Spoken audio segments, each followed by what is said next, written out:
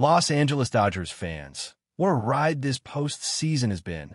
You can feel the energy buzzing through the city, right? After the ups and downs of the regular season, the Dodgers have flipped the switch at exactly the right time. This team went from looking shaky in May to absolutely steamrolling through October like a championship machine. It's wild to think how a rotation that once seemed patched together is now being compared to some of the greatest in baseball history. Let's start with Blake Snell. The guy has been on a mission. Remember, last year he was wearing Giants colors, learning from Logan Webb how to go deep into games. Fast forward to now, and Snell's pitching 9-inning no-hitters like it's nothing. That's not just growth, that's domination. He came into Los Angeles with a chip on his shoulder, wanting to prove that he could be the ace everyone expected him to be. And man, has he delivered.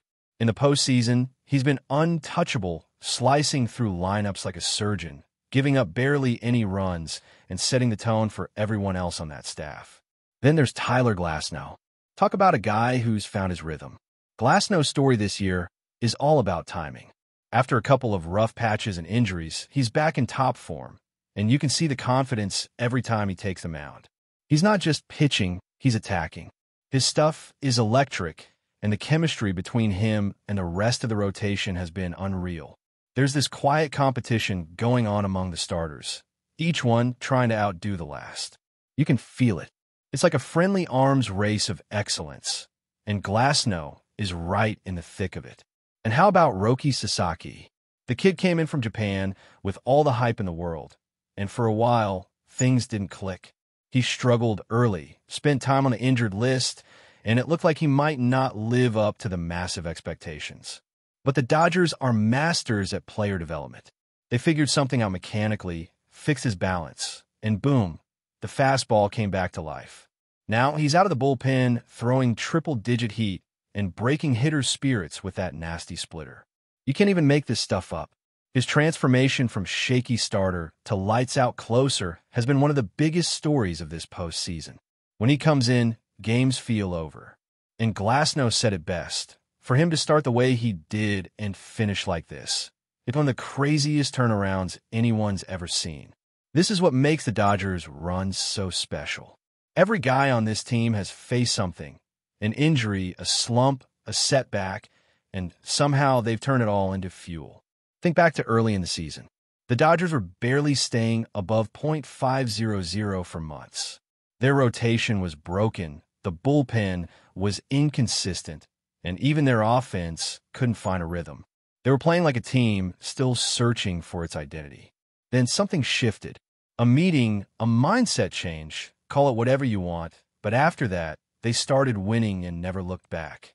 Since that point, they've looked unstoppable. Let's put it in perspective. They've won 7 of their first 8 postseason games, swept through the wild card round, crushed the Phillies, and opened the National League Championship Series with 2 statement wins on the road. When a team wins the first 2 road games in a best-of-7 series, history says they almost always advance. And that's exactly what these Dodgers look ready to do. Now, you can't talk about this dominance without mentioning the rotation as a whole. Shohei, Ohtani, Snell, Glasnow, and Yoshinobu Yamamoto. That's a lineup of arms that could go toe-to-toe with any rotation in history. Their collective ERA is sitting at 1.54, which is just absurd. To give you some context, only the 1983 Baltimore Orioles had a lower mark in a postseason after playing at least 8 games. These guys aren't just performing well.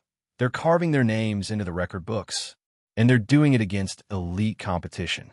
Look at who they've faced. Hitters like Bryce Harper, Tree Turner, and Christian Yelich, all getting shut down. The numbers don't even seem real. Just 6 hits in 59 at-bat from those stars, with 23 strikeouts. That's dominance on a level that feels historic. Freddie Freeman summed it up perfectly when he said that the starters just feed off one another. They challenge each other, and you can tell that energy is contagious throughout the clubhouse. Of course, a big reason this rotation even exists is because of the Dodgers front office. They went all in last offseason. They locked up Ohtani with that record-breaking deal, traded for Glasnow, and extended him, then handed Yamamoto one of the biggest contracts ever for a starting pitcher. And just when everyone thought they were done spending, they added Snell. People love to complain about the Dodgers' budget, but you can't argue with results. They built a rotation that's not only full of stars, but also perfectly balanced. When some guys got hurt early in the year, others stepped up. And when those injured arms came back, the rotation turned into a wall of pure dominance. Then, there's the bullpen, which, let's be honest, was a mess for a while. The Dodgers had all kinds of issues closing out games during the regular season. Tanner Scott struggled, Kirby Yates couldn't find consistency, and even reliable names like Blake Trinan were off. But then came Roki Sasaki's reinvention, and suddenly the late innings became must-watch baseball. The kid's stuff is unreal. 100-mile-per-hour fastballs, splitters that vanish, and nerves of steel. Since moving to the bullpen, he's been the ultimate X factor. Manager Dave Roberts has handled him carefully, too, monitoring his workload and keeping him ready for those huge moments. And while Sasaki had a bit of a scare with a wobbly outing early in the NLCS, Roberts doesn't seem worried. He knows what this guy can do when he's rested. As long as Sasaki keeps his velocity up and stays healthy, there's no better option to shut the door in October. And then, there's Mookie Betts. This guy might be one of the most versatile and resilient athletes in baseball. Think about it. He spent the offseason learning how to play shortstop, one of the toughest defensive positions on the field, and somehow turned into one of the best at it. He didn't just hold his own, he excelled. Top marks in defensive metrics, a Gold Glove finalist, and he's making plays that look effortless. And that's just one side of the story. Offensively, Betts went through a nightmare stretch early in the season. Illness, injuries, even personal loss, it all piled up. He dropped weight, struggled to find his swing, and went months without a homer. But somewhere around August, everything clicked again. He got healthy, simplified his mechanics, and started hitting like the Mookie everyone knows. From that point on, he became the spark plug again, setting the table for Ohtani and Freeman. In the postseason, his timing and defense have been crucial, even when his bat has cooled off. He doesn't panic. That's what makes him special. The thing about this Dodgers team is that they just execute. When pressure hits, they don't crumble, they get sharper. You saw it in the division series, when they stopped a Phillies rally with a perfectly executed will play to get the lead runner at third. You saw it in the way they handle close games, turning tense situations into confident, calm moments. It's experience, chemistry, and trust. As Enrique Hernandez put it, talent on paper doesn't win games. It's about what happens inside the lines, the little things, the awareness, the teamwork. The Dodgers have built a culture where everyone plays the right way. It's not just about power or stats. It's about execution. Other teams might have the same talent, but few have the same discipline and cohesion. And that's what separates the Dodgers right now. They've been through the highs and lows, from early playoff exits to a World Series win and now another deep run. And those experiences have shaped them. They know how to handle adversity, how to tune out the noise, and how to find ways to win even when things aren't perfect. That's the mark of a champion. At this point, they're not just chasing another title. They're chasing history. If they keep this up, the Dodgers could become the first back-to-back champions in 25 years. 6 more wins stand between them and immortality. And if you've been watching this team lately, it's hard not to believe they'll find a way. Everything about this Dodgers team feels like destiny right now.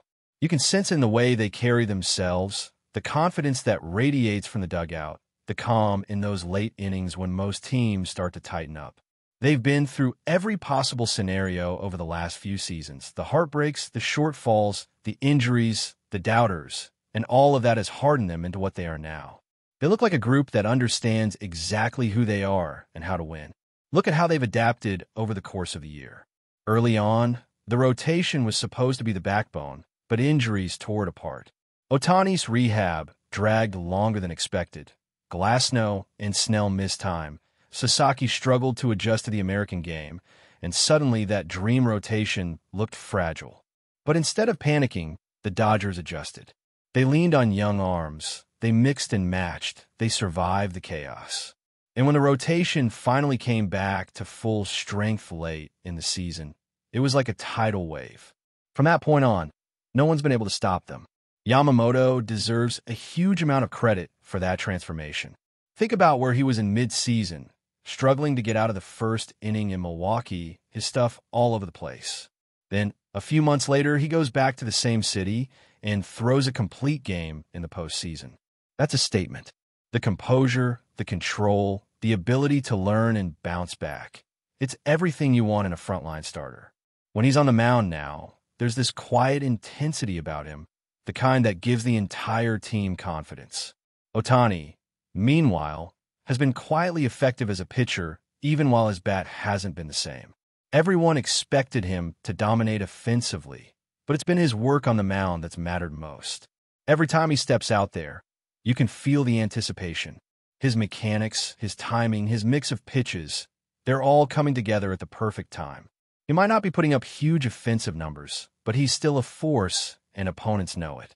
The Dodgers have found ways to win even when their biggest star hasn't been at his best, and that tells you everything about the depth of this roster. That depth is exactly what makes this run feel so different from the others. The Dodgers aren't relying on one or two superstars anymore. Everyone is contributing.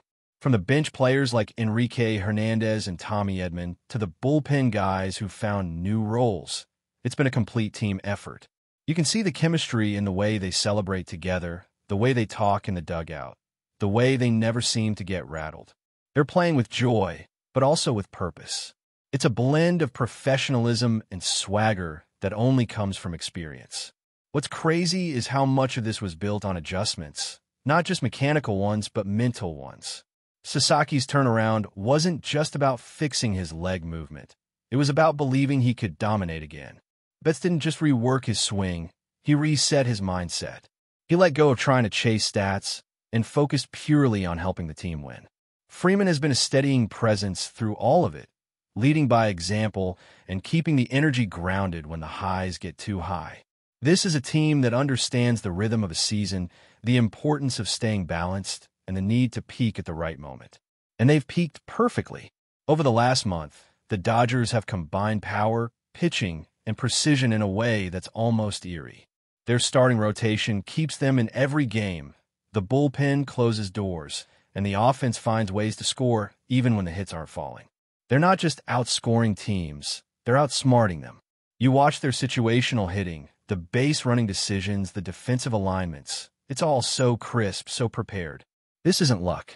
This is elite-level baseball being played by a team that's built for this stage. Their ability to execute under pressure might be their greatest strength. That moment in the division series, when the Phillies tried to spark a rally in the ninth, could have turned everything around. Instead, the Dodgers turned a potential disaster into a highlight reel play that shut down the inning. It's those tiny details, a perfect bunt defense, a smart throw, a calm decision in chaos, that separate contenders from champions. And this team just doesn't flinch. But before we move forward, don't forget to join our channel and give this video a like. Your support helps us keep delivering the latest news about the Los Angeles Dodgers. We'd love to hear your thoughts on the news, so drop a comment below. Whispers are swirling through the corridors of Dodger Stadium, and the Los Angeles faithful might finally have something to get excited about. SEIYA Suzuki, the Japanese powerhouse known for his combination of raw strength and meticulous offensive discipline, could be on the verge of donning the Dodger blue. While nothing has been confirmed, insiders suggest that talks have intensified over the past few weeks, fueling speculation that LA is about to make a splash that could shift the balance in the National League. Suzuki has been a sensation overseas, blending a patient eye at the plate with the ability to crush fastballs into the stands. Scouts and analysts alike have long praised his uncanny ability to balance power and precision, a rare commodity in today's game. Dodgers fans, starved for an impact bat to complement the team's already formidable lineup, are quietly dreaming of the day Suzuki steps onto the field in Chavez Ravine, ready to turn every at-bat into a potential highlight reel moment. The timing feels almost cinematic, with the Dodgers seeking to bolster their offensive depth and inject fresh energy into the roster. Suzuki represents a tantalizing prospect. He's not just a slugger. His disciplined approach at the plate could bring stability to a lineup that sometimes struggles against elite pitching. Rumor has it that the front office has been in discreet, yet intense discussions with Suzuki's representatives, exploring not only his contract potential, but also how his presence could reshape batting order dynamics and clubhouse chemistry. Of course, nothing is set in stone. International signings are notoriously tricky, and Suzuki's move would come with logistical and cultural adjustments. Yet the excitement is palpable. Imagine the crack of the bat as Suzuki connects against a Dodgers pitcher. Fans' cheers reverberating through the stadium. A new star emerging in the City of Angels. Whether it's next season or the one after, one thing is certain. SEIYA Suzuki in Los Angeles is more than just a rumor. It's a possibility that has the baseball world buzzing. And if it happens, Dodgers Nation may finally witness the perfect blend of power and discipline lighting up their lineup. That's all for this update.